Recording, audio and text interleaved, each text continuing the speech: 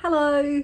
For those of you who were expecting a video on Monday, I'm sorry that didn't happen, and I've decided I'm just going to stop saying now when I'm going to put the next video out unless I actually have one that's already uploaded. I have a kind of fantasy of having lots of videos uploaded and just ready to go that I can just release on the right date, but it happened once last April and it's never happened since then. I really enjoyed reading the comments onto the last video. It was just so nice to see so many different opinions. Maybe it would be a good thing to talk about other topics that are where people are going to have different opinions, because it's quite nice. It just opens things up and makes it a bit more interesting if it's not just everyone agreeing. One sign of a toxic person is that they can't handle criticism to any degree. I came across this really good, really entertaining example on Airbnb. I was looking through different accommodation and I looked at the reviews, and one of the people who has a property on Airbnb, his response to the reviews that have been left on his page are very extreme. It's what he shows is that he just cannot handle criticism. So I'm going to read some of these examples. So his place it calls itself beachfront, 1 bedroom, 90 square meters, 2-story loft.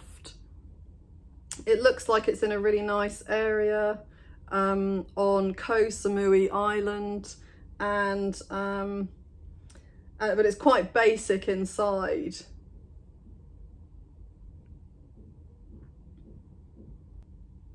Judy and Jerry left a review in April 2018. There's a photo of them and they look like they're probably in their late 60s. They look smiley and happy and friendly, with a sunset behind them.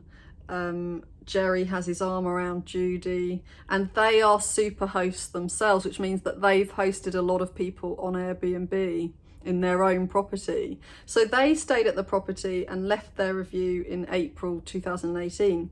And they say, great location right on the beach within walking distance to Fisherman's Village. Thanks, Mike, for the orientation tour of the area, which included a visit to the Big Buddha. Nice to see the renovations in progress to the upstairs. Going to be fabulous, with an exclamation mark. And this is the response from Mike, the owner of the property. You gave me 3 stars for cleaning and got me in trouble with Airbnb. You left my bed with brand new bed sheets with your brown stuff rubbed in it. My cleaning lady didn't want to touch the bed sheets. I understand that old people can't clean themselves, some even where I didn't say anything in my recommendation. I treated you like my family, and as thank you, you were the only person who gave me 3 stars. Thank you. So even though their review was really positive and nice, he cannot get over the fact he only got 3 stars for the cleanliness of his room, and he has to humiliate them by talking about the stains they presumably accidentally left on the sheets.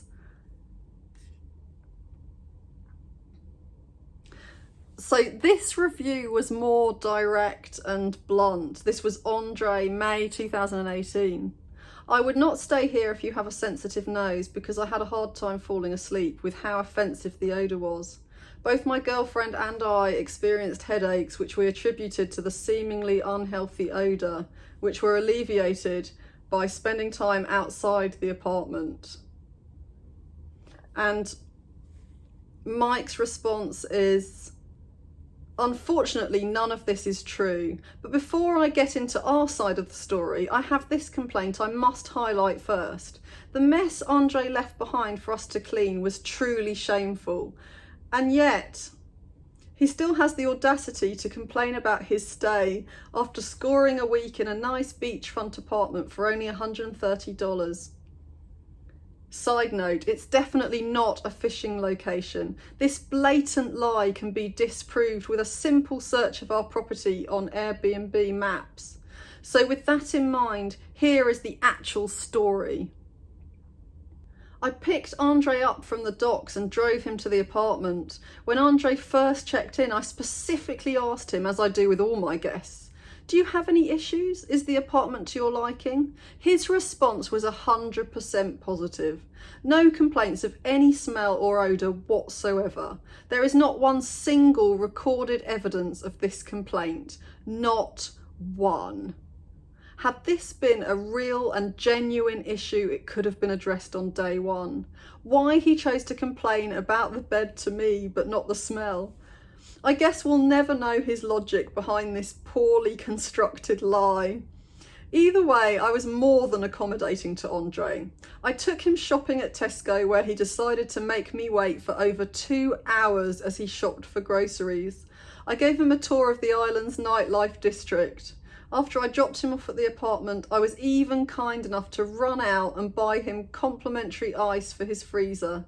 Again, remember, $130 US.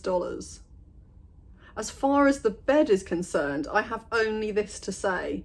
Andre is considerably overweight. I don't mean that in a malicious sense, I'm just stating an empirical fact. A few days after I checked Andre in, I became violently sick with food poisoning. So you can imagine fixing a bed for an overweight gentleman was not at the top of my priorities, especially for, again, $130 US. Now, here is where things get interesting, and probably why Andre has decided to lie on his review. After Andre checked out, he began harassing us via text and phone calls about his phone charger. Mind you, this phone charger is the type you would find at gas station. There was nothing remarkable or special about this charger, and it couldn't have been worth more than $10 US. And yet Andre insisted that we take time out of our busy schedule to package and ship his precious charger to him. Overall, I would not recommend Andre as a guest. He's a bit of a slob and obviously a liar. I wish I had known that beforehand, or I wouldn't have been so kind and accommodating with him. Lesson learned. Thanks, Andre. Here's a tip for the future. Andre, if you want to avoid awkward situations like this, next time remember to take everything with you before you leave. We are not your parents. We certainly do not owe you our time for your mistakes, especially over a measly $130 US. Nonetheless, I wish you the best in your future endeavours. You have my contact info, so give me a ring if you're ever back in the neighbourhood, with a smiley face.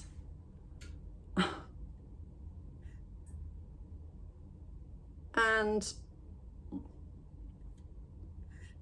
if you look at the length of what Andre said and compare it to the length of what Mike said in response, then I think, that tells you a lot as well, that he just couldn't contain his emotions. He just couldn't stop. He just had to keep getting it out, and he had to absolutely slaughter his guests' reputation. He had to completely rip him apart, because really, looking back, that's the only thing that the review says. It just says that the odour was really bad, and he has to write as many things as he can think of to rip his guests to shreds, in the same way as he did with the couple who had actually written a positive review just because he'd only got 3 stars. So this guy just can't handle acknowledging that his apartment isn't perfect. Because if he acknowledges that, then that means that he's not perfect, because he owns the apartment. If there's a smell that he hasn't attended to, or if it's not 5 stars clean, only 3 stars, then that means that he is imperfect. And everyone reading the reviews is going to know that he's imperfect. And obviously he can't face being imperfect, or getting anything wrong or needing to improve on anything. So the best way that he thinks of to manage it is to completely crush these people. And I think that's the case not just on Airbnb, but in his own mind. You know, the impression I get is that he's really angry with these guests. So he's not just doing it for our benefit, but he has had to have contempt for these people, because otherwise he's going to feel strong shame for himself, you know, about himself. And the reason that some people are like that is because they're very insecure, so they don't feel good about themselves. They don't feel that they have the same value as other people. And this might be conscious or it might be unconscious. So if they acknowledge that criticism and let it in, then the risk is that the message inside them already that says they're not good enough is just going to get stronger. So they want to stop that happening. And so to do that, they have to decide that the criticism isn't true, it isn't fair, and, you know, and in order to separate themselves from it, or to not even think about it, just to get preoccupied with what they think is wrong with the person who's giving it to them. You know, so they'll try different ways to not focus on any truth that might be in the criticism. George stayed at the apartment in January 2018, and he says, "The worst Airbnb. I paid for 10 days and barely stayed one night. The place was damp, smelled like mold, and was dirty." So he's now the second person to complain about the smell. Bugs everywhere, even on the pillows and bathroom walls. Water in the bathroom was yellow. There's a water pump right next to the room and it's so noisy we could not get a minute's sleep. I only stayed there one night because we arrived in Samui at midnight and could not get a hotel. Here are pictures that really represent this place so you know where you're going. And then it turns out that you can't put a link up. Airbnb don't allow it. Not sure how someone can rent such a place to other people. Also not sure how he can get positive reviews. This is what convinced me to book there. Do yourself a favour and do not stay at this place. So you can imagine now if Mike had ripped apart his guests so far, you can imagine now what he's got waiting for George. George here, this is what he says. George here had us wait at the airport for over 2 hours because he did not have the common decency to call or message us ahead of time to let us know his flight had been delayed. Once we picked him up, we took a detour to the grocery market for him by his request, where he again took his sweet time, despite the fact it was nearly 1 a.m. at night by this point. The apartment had been cleaned the day before by professional cleaning staff, so no mould, no bugs, no smell. So even though he's the second person to complain about the smell. Nonetheless, George and his equally rude girlfriend refused to even walk into the apartment. They behaved as if we were presenting them nothing less than a mud hut, when in fact it is a 2-story loft that is well underpriced, less than $20 a night, which is actually very normal for where it is. As for the water pump, and this is in capitals, that only turns on when you shower, so you're lying. That's how water pumps work. Try again, mate. As for the water being yellow, you know the water pump you complained about? That has a filter on it, so great job embarrassing yourself with yet another lie, liar.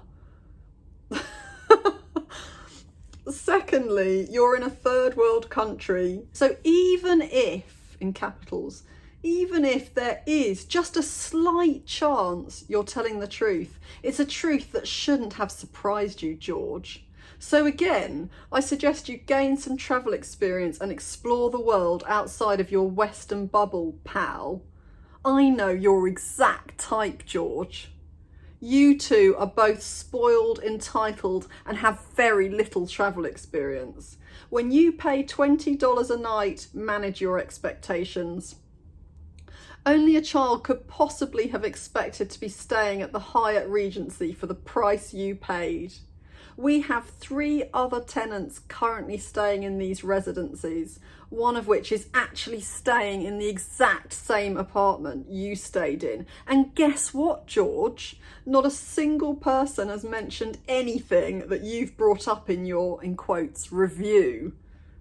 So he's using triangulation there because he's comparing George to other people, you know, and saying that they would never do anything like this. It's just you. And that's a very common tactic. You know, this has never happened before. No one else has ever had this problem. There's got to be something wrong with you. And then he says, no bugs, no smell, no noise. You know why? Because you're full of lies, pal. I recommend to anyone who is reading this to avoid George and his girlfriend like, and then he's got in capitals, the plague. They will offer you nothing but contrived nagging, filthy lies, and a gross lack, in capitals again, a gross lack of punctuality. Your time and effort is far too valuable to be wasted on people like George and his girlfriend. Some free advice to you, George. Get better at lying, or learn to start telling the truth. I personally don't care which you choose to do, because thankfully I never have to see you again in my life, and I thank you for that. And again, his response is, this time it's about it looks like it's at least 3 times the length of what the person had said about the apartment.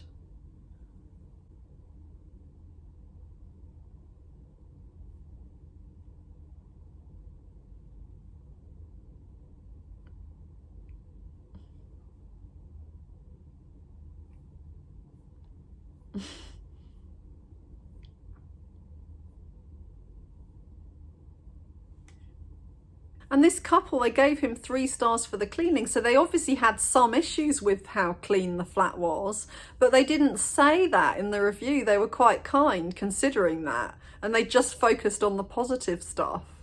But that doesn't matter. The 3 stars, that was enough for Mike. He couldn't handle that. It was incredibly insulting for him.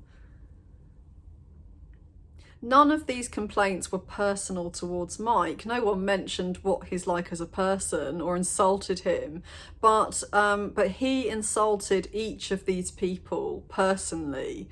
You know, he talked about negative characteristics they have, like being late or being liars or being unhygienic themselves. And, you know, with the bedsheet situation, well, sometimes maybe there will be some bodily fluids left on bed sheets. It's not like he was complaining that they left cigarette butts in the sofa or something like that. So he's really picking on the lowest stuff. You know, he's really saying things that are going to be really embarrassing for guests to read, and wanting to humiliate them publicly. And that's because he's projecting the shame he feels reading what they've said onto them, and he's making them into shameful people who should be ashamed of themselves, so that way he's off the hook. He doesn't have to feel ashamed of himself, and he can just ignore everything they say because there's something really wrong with all of them.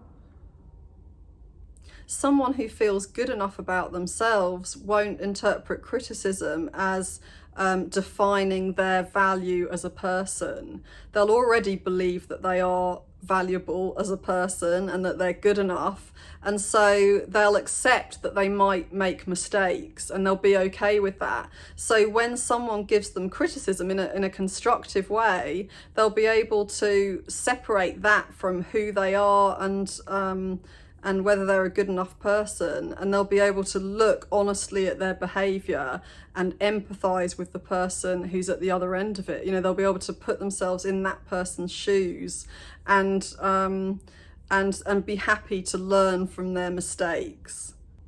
When I read all of these for the first time, I was in hysterics. You know, I found it really entertaining because it's so transparent and so extreme. But, you know, people do this, and it's very easy in this situation to laugh at it. But when it happens to you, you know, one-to-one in person, it can be confusing. We're always going to have problems with each other at some point, that you don't really have a perfect relationship with people. So if you can never, even in the nicest way, if you can never tell somebody that something affects you badly, something that they're doing, then the relationship is just going to be, it's either going to end prematurely, or it's going to be fake, because you're going to be pretending that everything's fine when it isn't.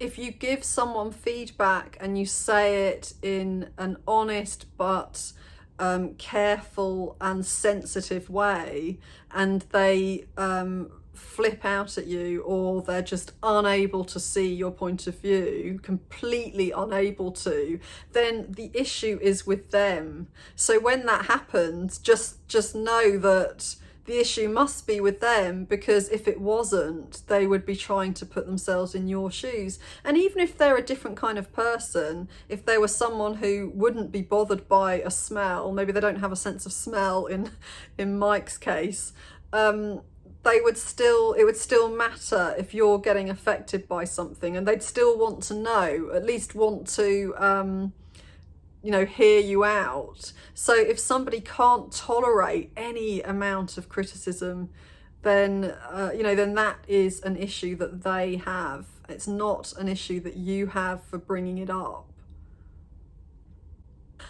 So anyway, I'm going to leave it here. If you haven't subscribed, please subscribe, and I'll see you in the next video.